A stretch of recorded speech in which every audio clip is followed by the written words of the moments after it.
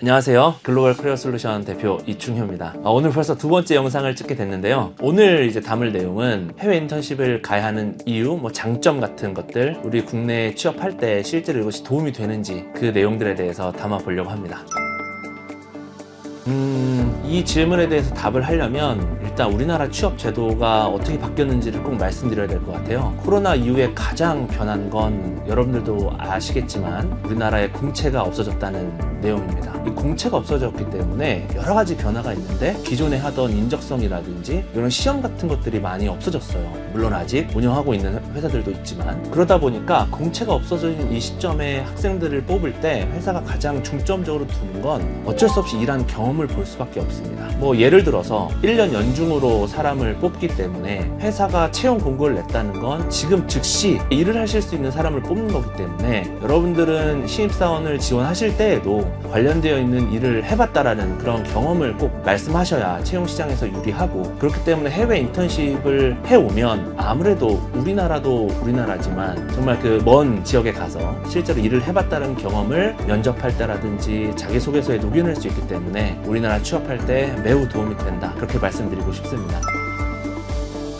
영어는 이제 제가 할 얘기가 진짜 많은데 아무래도 영어를 늘릴 수 있는 프로그램들이 되게 많죠. 어학연수도 있고 워킹 홀리데이도 아무래도 영어를 쓸 수가 있고, 또 여행을 많이 다니면 영어가 늘잖아요. 해외 인턴십 같은 경우에는 실제로 여러분들이 영어로 업무 지시를 받고 또 업무 보고를 해야 돼요. 이게 대단히 힘들고 스트레스풀 할 텐데, 저는 이렇게 생각해요. 더 이상 책 속에 나와 있는 영어를 외우고 시험을 보는 게 아니기 때문에 굉장히 힘들지만 그만큼 내 스스로가 집중할 수 있고 단기간에 영어를 늘리기 위한 가장 좋은 방법이지 않을까. 물론 회사가 정말 원어민을 뽑고 영어를 문제가 없는 사람을 채용을 하려고 했다면 우리에게 과연 기회가 있을까? 이렇게 생각을 할 수도 있는 거예요. 우리 학생들을 추천을 해달라고 하는 그 맨하탄에 있는 그런 세계적인 기업들 같은 경우에는 그런 것들이 익스큐즈가 돼 있다는 거죠. 우리나라 학생들이 아무래도 일을 잘 하니까 영어는 시간이 지나면서 당연히 느는 부분이라고 생각하고 있기 때문에 여러분들이 할 거는 저희를 믿고 영어 공부를 앞으로 해주시면 되고, 저희를 믿고 지원하시면 영어 부분에 있어서는 저희가 완성시켜 드릴 수 있지 않을까, 그렇게 생각하고 있습니다.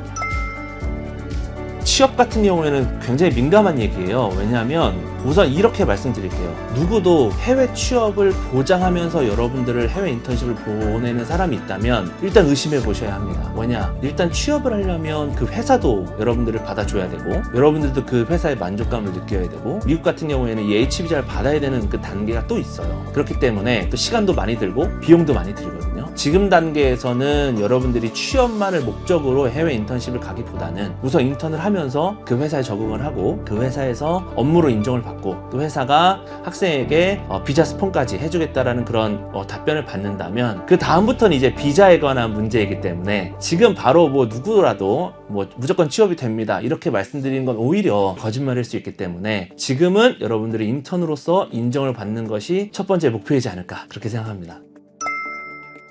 돈을 벌기 위해서 해외 인턴십을 나가는 경우 그런 지원자들도 굉장히 많이 있는데, 우선 저는 이렇게 말씀드려요. 정말 돈을 많이 벌고 싶으면 사실은 워킹 홀리데이가 좀 더 맞을 것 같아요. 저희 같은 경우에는 뉴욕에 있는 이제 사무직으로 여러분들을 인턴십을 주로 보내고 있습니다. 그러니까 몸을 쓰는 일을 해서는 또 비자 때문에 안 되기 때문에, 그러다 보니까 여러분들이 기대한 만큼 무조건 비용도 많이 벌어온다, 이렇게 생각하시기에는 조금 무리가 있지 않을까, 이렇게 생각을 하고 비용 같은 경우에는 대신에 월세 정도 커버할 수 있는 비용을 회사에서 급여를 주고 있고요. 예전에는 무급 같은 경우에도 많았어요. 지금 같은 경우에는 우리나라 학생들이 아무래도 무급으로 하기에는 좀 어렵기 때문에 정말 좋은 조건이 아니면 여러분들에게 이제 급여를 받을 수 있는 포지션대로 주긴 하지만, 그렇다고 해서 워킹 홀리데이처럼 몇 천만 원 이상 벌어오거나 그러기에는 쉽지 않다, 이렇게 미리 말씀드립니다.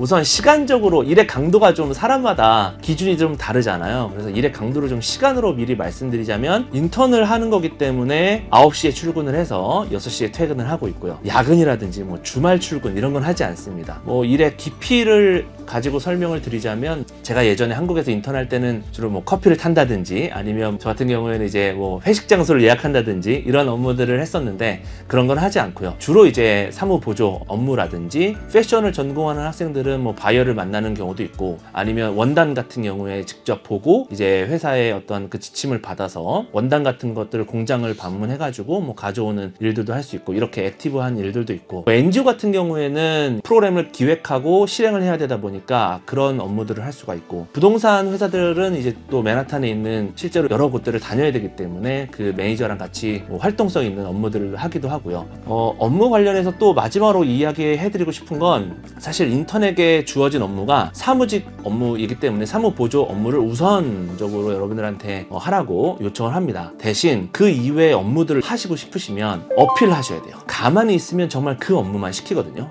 미국 같은 경우에는 여러분들도 아시는 것처럼 노동법이 굉장히 유연하기 때문에 해고가 자유로워요. 실제로 정규직 인 분들도 그렇기 때문에 내가 업무 역량을 더 인정받고 싶고 또 옆에 하는 업무들을 보니까 내가 할 수 있어. 그럼 여러분들은 그걸 어필하고 내가 하고 싶다라는 것들을 계속해서 이야기를 해 주셔야 합니다. 그러면 여러분들은 자연스럽게 하는 업무들도 늘어날 거고 더 인정을 받을 수 있지 않을까 그렇게 생각합니다. 오늘은 이제 짧지만 그래도 우리 업무에 대해서 이야기도 좀 드렸고 그리고 해외 인턴십이 왜 좋은지에 대해서 말씀을 드렸습니다. 앞으로 해외 인턴십과 관련되어 있는 다양한 이야기들을 말씀드리도록 하겠습니다. 여러분 좋아요 꼭 부탁드리겠습니다. 감사합니다.